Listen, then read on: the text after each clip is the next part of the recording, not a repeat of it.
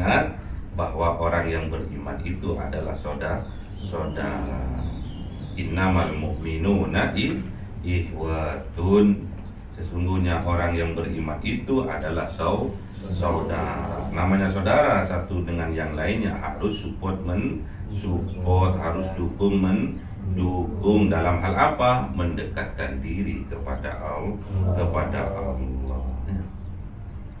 Kemudian tak kala kita diangkat derajatnya oleh Allah, dialimkan oleh Allah, terus dikaya rayakan oleh Allah, ingat, fauqa kulli dzi ilmin alimun. Ingat bahwasanya di atas setiap yang berilmu pasti ada ya ilmu yang lebih tinggi. Ingat bahwa di atas langit ada yumallu sama'uhu tanazzaha an qawli wa fi'li bihi astaghfi min kulli da'i wa nuruhu dalilul liqalbi 'inda jahli wa hayati fa ya rabbi mati'ni bi sirri hurufihi wa nawwir bihi wa qalbi wa muqallati wa habli bihi fathan wa ilma wa hikmatan wa anis bihi ya rabbi bil qabri wa sati wa salli wa sallim kul la yaumi wa la ilatin ala man bihi rahmanu yaqbalu tawbatan wa ali wa ashabi kiramin a'immatin bihim yaghfirul ghaffaru dhanbi wa zallati. A'udzu billahi minasyaitonir rajim. Bismillahirrahmanirrahim. Surah Yusuf. Kawan. Surah Yusuf.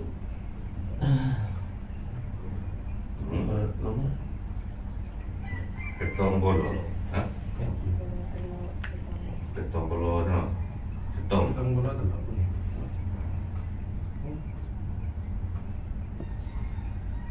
Ketombolo. 4 gitu mungkin ini. Ketombolo 4, ya Mas. A'udzu billahi minasyaitonir rajim. Bismillahirrahmanirrahim. Qalu jazaa'u fama jazaa'uhu in kuntum kadzibin. Sadaqallahul azim. A'udzu billahi minasyaitonir rajim. Bismillahirrahmanirrahim. Qalu jazaa'uhu man wujida fi rahlihi fahuwa jazaa'uhu kadzalika najzil zalimin. Sadaqallahul azim. A'udzu billahi minasyaitonir rajim. Bismillahirrahmanirrahim.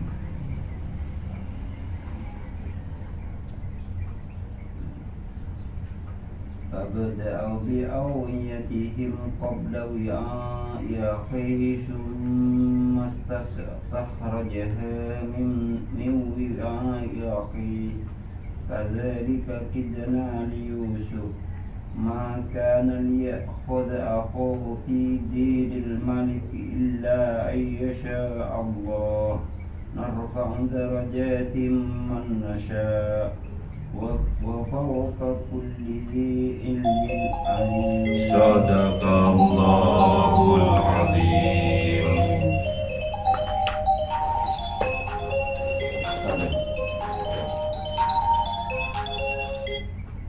Bismillahirrahmanirrahim. Qalu, berkata muadzin yang woro-woro, yang berpengumuman bahwasanya piala yang berbentuk tempat minumnya raja atau gelas dari emas itu dinyatakan hilang oleh muadzin, oleh si tukang pengumuman. Qalu, berkata si muadzin, si tukang umum ini, fama jazauhu, maka apa jazauhu, balasannya atau hukumannya terhadap orang yang mencuri. In kuntum kadzibin, jikalau kalian kadzibin, melakukan kedustaan atau pembohongan. Apa balasannya? Jadi tatkala dinyatakan hilang piala atau gelasnya raja yang terbuat dari emas, setelah diumumkan dinyatakan hilang, maka jawab nih saudara-saudaranya Kanjeng Nabi Yusuf, jawab, Tallahi, demi Allah, laqad alimtum, sungguh-sungguh kalian sudah mengetahui, maji'na linufsida fil ardi, bahwasanya kami datang ke sini ini bukan untuk merusak di atas bumi atau merusak di kerajaan kalian.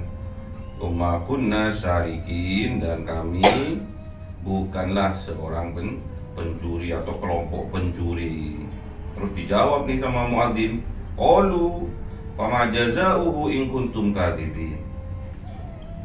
Maka apabila kalian ketahuan kalau kalian berdusta, apa sih balasannya atau hukumannya? Fama jazauhu, maka apa hukumannya atau balasannya?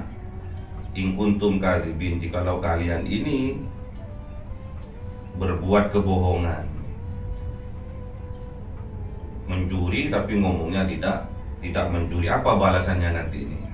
Qalu, berkata saudara-saudaranya Kanjeng Nabi Yusuf yang 10 orang ini, jazauhu, balasannya bagi seorang pencuri, balasannya bagi seorang pembohong, man wujida fi rahlihi, barang siapa nanti didapati di dalam karungnya, didapati piala itu di dalam karungnya, fahuwa jazauh, maka dialah yang akan menanggungnya sendiri.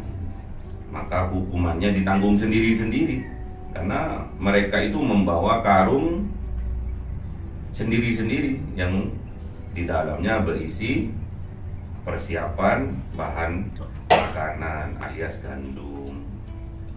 Kadzalika, demikianlah, najzil zalimin, balasan bagi orang yang berbuat zalim. Ini katanya saudara-saudaranya Kanjeng Nabi Yusuf yang 10 orang itu. Ini dramanya Kanjeng Nabi Yusuf. Drama ini sutradaranya adalah Allah. Apa yang terjadi? Fabada'ah bi'awiyatihim, maka dimulailah pencarian bi'awiyatihim terhadap barang bawaan mereka. Jadi dikeluarkan semua nih bahan-bahan yang ada di dalam karung masing-masing orang. Dimulai dari saudara yang tertua dulu, dicari pialanya itu ada di mana, dibuka satu-satu. Setelah diperiksa, nggak ada kan, bukan aku kan pencurinya gitu. Terus ke saudaranya yang nomor 2, kan nggak ada kan, bukan aku pencurinya. Tapi mereka sudah ngomong di awal, sudah bilang di awal bahwa misalkan ada yang didapati fi rohlihi, di dalam karungnya, fahuwa jazauhu, maka dialah yang harus bertanggung jawab sendiri-sendiri. Bukan aku kan terus ke yang nomor 3 sampai ke yang nomor 10, ternyata di dalam karungnya tidak didapati piala yang berupa tempat minumnya raja. Qabla, sebelum wi'aihi ahihi, sebelum tempat minumnya raja itu diperiksa di saudaranya yang bernama Benyamin. Jadi Benyamin ini saudaranya nih diperiksa yang ke nomor urutan yang ke-11. Tummastahrajaha, maka kemudian dikeluarkannya dari rohli, dari karungnya itu, min wi'ai ahihi, ternyata di dalamnya ada piala atau ada tempat minumnya raja terdapat pada ahihi, pada saudaranya Kanjeng Nabi Yusuf yang bernama Benyamin. Kadzalika, demikianlah, Kidna ini rancangan, strategi. Kidna rancangan atau strategi li Yusufa yang dilakukan oleh Kanjeng Nabi Yusuf agar saudaranya itu bisa tinggal di kerajaan. Satu top yang dipilih yaitu Benyamin. Bagaimana nih Benyamin biar agar bisa bersama aku di kerajaan ini? Aku sudah rindu berat nih sama saudara seayah dan juga saudara seibu. Jadi saudara kandung nih Benyamin. Benyamin ini saudara kandung dari Kanjeng Nabi Yusuf, satu ayah, satu ibu. Yang lain yang 10, satu ayah, beda ibu. Jadi istrinya Kanjeng Nabi Yakub ini ada 4 ya. Dan ada lain makobi. Kadzalika kidna li Yusufa, demikianlah rancangan strategi yang diluncurkan oleh Kanjeng Nabi Yusuf alaihissalam agar saudaranya yang bernama Benyamin bisa tinggal di kerajaan bersama Kanjeng Nabi Yusuf.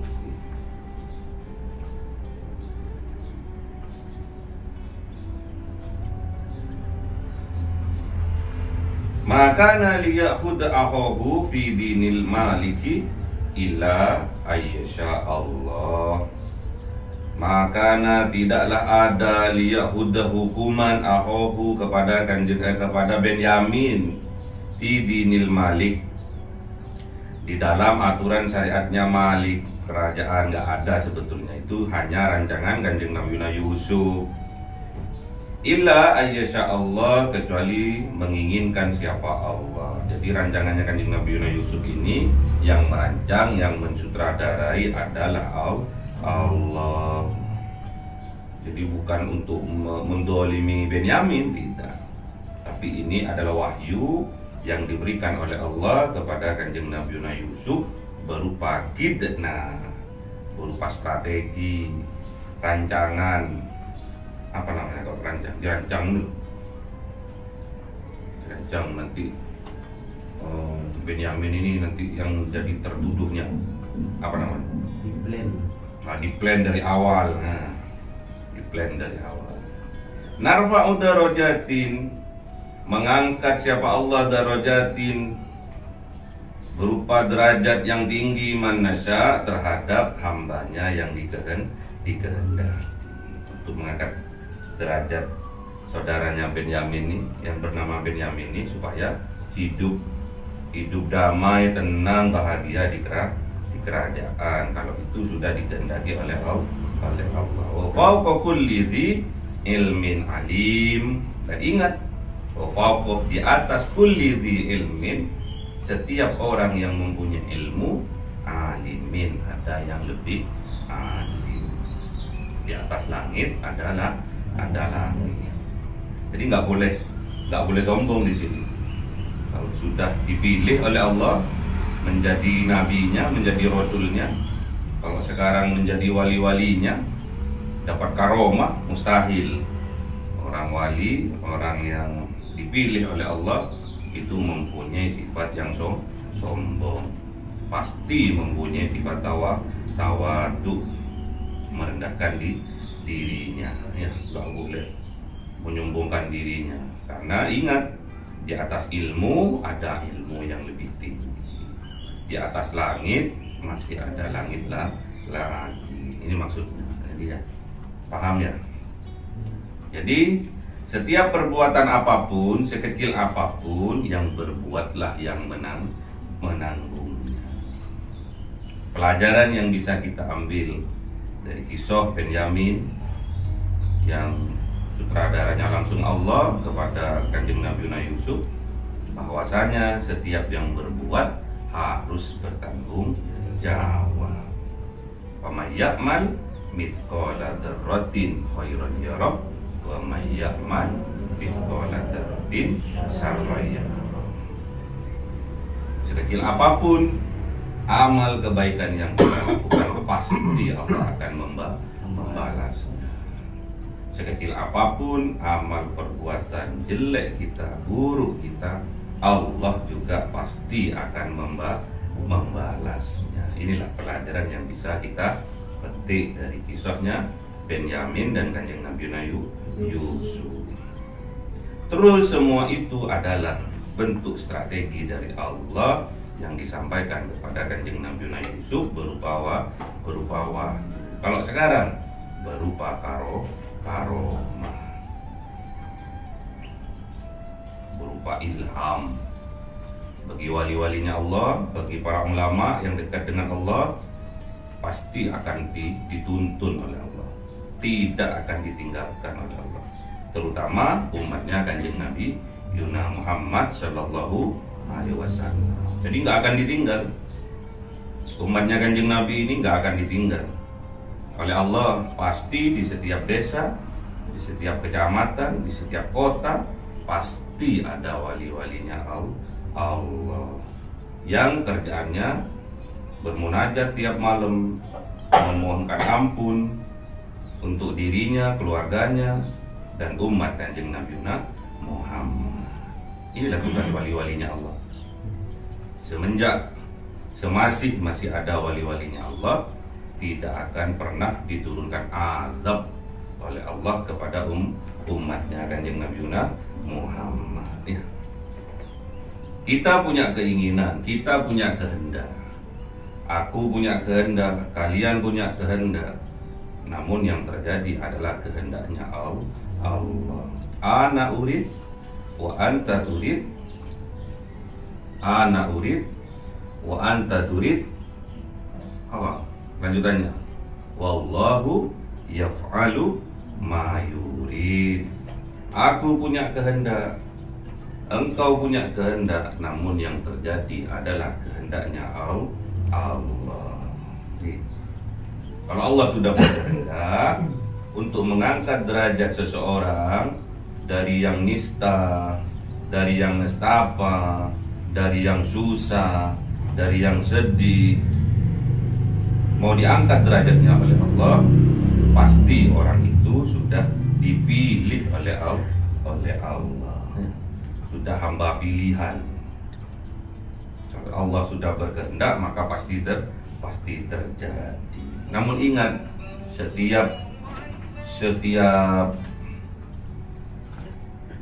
kejadian untuk meninggikan derajat dari seseorang, jangan lupa pasti ada ujian. May yuridillahu bihi khairan yusib minhu. Barang siapa dikehendaki oleh Allah, dipilih oleh Allah untuk diangkat derajatnya, untuk diperlakukan menjadi orang yang baik, orang yang soleh, yang khair, yusib minhu, pasti akan diuji oleh Allah. Jadi nggak boleh kita ngaku-ngaku aku orang yang beriman, aku orang yang soleh, sebelum kita diuji oleh Allah. Jadi nggak boleh ngaku-ngaku sebelum diuji. Aku orang sabar loh, belum tentu. Sebelum diuji dulu oleh Allah. Aku orang yang dermawan loh. Belum tentu sebelum diuji oleh Allah ya. Kalau orang kaya raya kemudian dia berinfak sedekah itu wajar, punya harta kok, punya uang kok, itu wajar biasa. Yang luar biasa nggak punya uang tapi tetap berinfak sedekah, itu yang luar biasa. Kita lupa kadang ya. Kita kadang lupa waktu susah berinfak sedekah karena nggak eman. Kalau waktu susah itu nggak eman, kecil. Kalau waktu susah itu misalkan sampean punya uang 100 ringgit, terus ada temannya datang kesusahan, uangnya cuma 100 ringgit, terus temannya bilang aku nggak makan nih seharian. Kenapa? Nggak punya uang. Boleh dong pinjem uangnya Paru Iding wis. Kamu punya berapa? Punya 100 ringgit. Paru Iding wis. Berapa berarti? 50 ringgit. 50 ringgit, 50 ringgit. Apa? 50-50. 50-50. Jadi kebanyakan orang yang ikhlas itu adalah orang yang miskin. Kalau orang sudah kaya itu sulit untuk berarti sulit untuk dipilih oleh Allah. Tidak semua, sulit, kebanyakan. Contohnya, kalau ada rezeki misalkan, punya uang 1000 ringgit, datang temannya lagi, aku pinjam uangnya dong. Kamu punya berapa? 1000 ringgit. Jujur, orang jujur. Paruh iding dong, 100 iding, 500 ringgit. Kamu 500 ringgit. Ini udah mulai berat ya. Kalau tadi cuma 100 ringgit paruh iding, sekat iding itu masih ringan. Tapi kalau sudah sedang punya 1000 ringgit, paruh iding dong, udah mulai berat. Terus datang lagi temannya yang lagi kesusahan, aku pinjam uangnya dong. Berapa? Kamu punya berapa? 10.000 ringgit. Paruh iding dong. tambah berat. Betul enggak? 10.000 ringgit, paruh iding 5.000 ringgit. Berat enggak? Berat. Makanya hati-hati. Jangan sampai harta itu ada di dalam hati. Jadi bagi orang yang soleh, harta itu ada di tangan. Dengan fitnah, dengan strategi. Jadi harus kita punya strategi juga. Kalau kebiasaan temen, kok enak men kue, kan? Kok enak men kamu? Aku yang kerja kok kamu yang datang pinjem. Kalau kemarin cuma sekateu 50 ringgit gak apa-apa, ringan itu. Tapi kalau sudah berbau 1.000 ringgit, 500 ringgit eding, mulai berat. 10.000 ringgit, 5.000 eding, udah tambah berat. Ya. Padahal sama-sama separuh ya. Separuh dari harta yang kita miliki. Makanya orang miskin itu jauh lebih ikhlas daripada orang yang kaya. Orang yang kaya ini udah kecintaannya sama dunia itu luar biasa. Padahal terlalu cinta sama dunia itu adalah penyakit hati, penyakit wahan. Ubudun ya, terlalu cinta kepada dunia dan takut mati itu adalah penyakit hati. Penyakitnya akhir zaman seperti itu kebanyakan. Jadi cinta kepada dunia dan takut mati.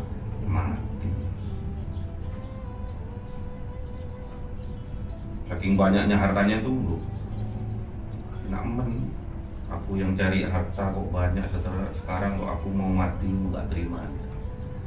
Kalau orang tak kala meninggalnya masih abot, masih berat terhadap dunianya, terhadap hartanya, terhadap keluarganya, terhadap anak dan istrinya, alamat orang itu matinya mati kesasar, pulangnya juga kesasar, surganya juga surga penasaran namanya. Penasaran, surganya itu surga bohongan. Makanya hati-hati, ini semua adalah tipu daya setannya. Sampai satu dengan yang lainnya gara-gara harta warisan saudara membunuh saudara. Berat, masalah harta ini berat bagi orang yang tidak soleh. Bagi orang yang soleh ringan, karena harta tidak di dalam hati tapi di tangan, di genggaman tangan, tidak ditaruh di dalam hatinya, jadi nggak berat. Jadi kalau kita ingin diangkat derajatnya oleh Allah, pasti kita akan diuji oleh Allah. Itu perlu digarisbawahi.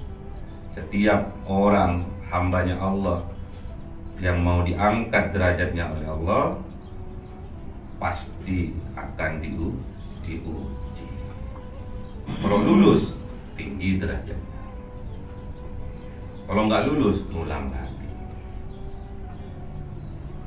Kalau nggak ikut sekolah, terus moro-moro dapat ujian, itu ngaku diuji. Aku diuji sekarang, hari ini atau bulan ini aku banyak ujian. Kamu sekolah dah? Enggak. Ketika itu ngaku. Jadi kalau diuji pasti sekolah ya. Pasti ikut sekolah baru ada ujian. Kalau enggak sekolah moro-moro ikut ujian, itu namanya ngaku. Jadi yang pertama yang bisa kita ambil pelajaran bahwa setiap perbuatan yang harus bertanggung jawab adalah dirinya sendiri ya. Kalau mencuri yang bertanggung jawab ya kamu, sebagai pelaku pencuriannya ya kamu yang harus bertanggung jawab. Dan amal kebaikan atau amal keburukan sebesar dzarrah pun pasti akan dibalas oleh Allah. Baik dibalas, buruk juga dibalasnya. Namun di sini tentang persaudaraan, persaudaraan. Ingat bahwa orang yang beriman itu adalah saudara. Innamal mu'minuna ihwatun. Sesungguhnya orang yang beriman itu adalah saudara. Namanya saudara, satu dengan yang lainnya harus support, harus mendukung dalam hal apa? Mendekatkan diri kepada Allah.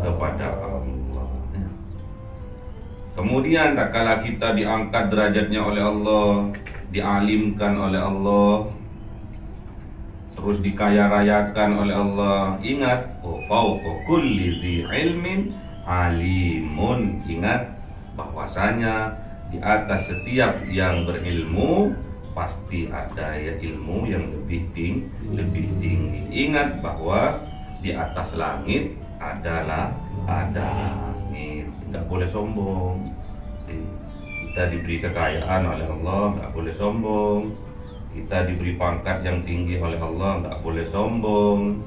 Kita diberi ilmu oleh Allah, kecerdasan, tidak boleh sombong ya. Sombong dilambangkan oleh Fir'aun. Fir'aun ini mempunyai pangkat, jabatan, kekuasaan yang luas ya. Sombong karena hartanya dilambangkan Korun, kuncinya aja 70 onta. Kuncinya top, kunci berangkasnya, kunci peti emasnya itu diangkut oleh 70 onta, saking banyaknya. Terus sombong karena ilmunya, kealimannya, kecerdasannya, kaum Ad, kaum Samud. Jadi kesombongan ini tetap pasti akan dibinasakan oleh Allah. Makanya nggak boleh sombong. Di atas langit ada langit, di atasnya orang alim pasti ada orang yang lebih alim. Makanya kita memilih untuk mempunyai sifat tawadu, rendah hati, tapi nggak boleh rendah diri hanya khusus untuk Allah dari seorang hamba, ya. Dari seorang hamba itu kalau rendah diri itu hanya kepada Allah. Kalau rendah hati kepada sesama, rendah hatinya, baik hati dan tidak sombongnya. Itu namanya tawadu. Jadi sudah jelas di sini persaudaraan satu dengan yang lainnya diikat oleh keimanan.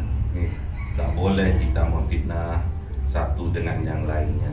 Namun kita harus support, dukung-mendukung dalam hal kebaikan.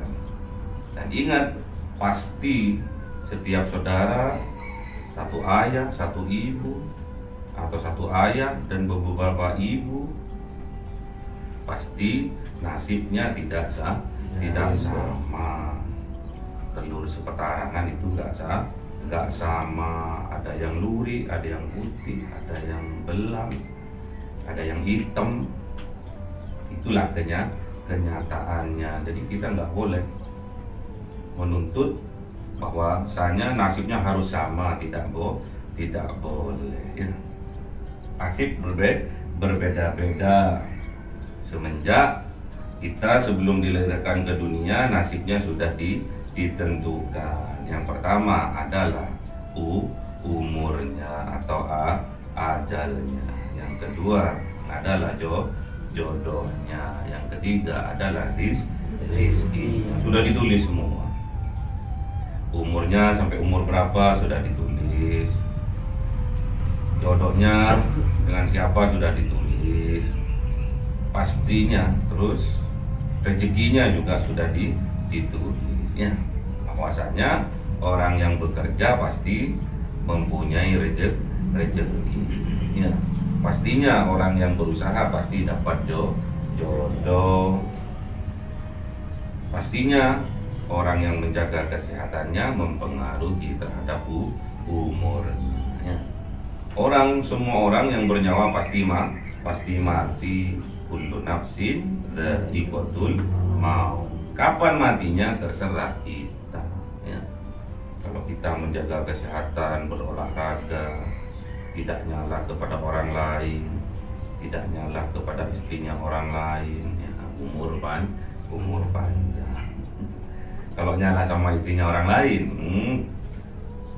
sekejap saja, ya, obus. Terus masalah jodoh juga. Kalau kita nggak berusaha, nggak akan dapat jodoh yang cantik, yang ganteng. Harus berusaha. Terus merasa rezeki juga seperti itu. Kita kalau nggak bekerja, kita kalau nggak berstrategi, kita juga rezekinya tidak seberapa. Harus punya strategi juga. Ingat bahwasanya keinginan kita, kehendak kita dengan kehendak Allah, apa yang terjadi adalah kehendak Allah Subhanahu wa ta'ala. Allahumma arhamna bil Qur'an waj'alhu lana imama wa nura wa huda wa rahmah. Allahumma dhakkirna minhu ma nasina wa 'allimna minhu ma jahilna warzuqna tilawatahu ana al-laili wa atrafan nahar waj'alhu lana hujjatan Ya Rabbal Alamin.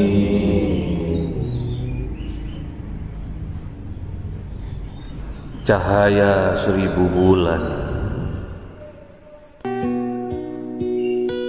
yang dimasukkan oleh malaikat ke dalam hati seorang hamba pilihan atas perintah Tuhannya, memancar dengan dahsyat penuh cinta, menembus relung-relung jiwa yang gelap penuh nista, berubah menjadi terang penuh kasih sayang.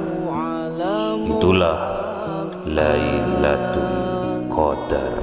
Sallallahu alaihi wasallam.